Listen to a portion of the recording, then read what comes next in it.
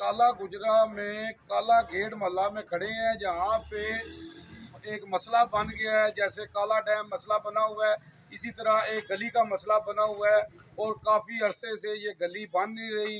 लोगों का एतराज़ है कि वो आते हैं, जनाजा का भी साथ है और आते हैं, लोग कहते हैं जी इंशाल्लाह बना देंगे और बनाते नहीं हैं।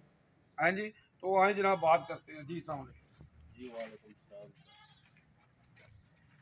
सर। हमने काफ़ी दफ़ा अल्लाह काउंट से रिक्वेस्ट की है, उन्होंने मंजूरी भी दी है कि गली बन जाएगी आपकी।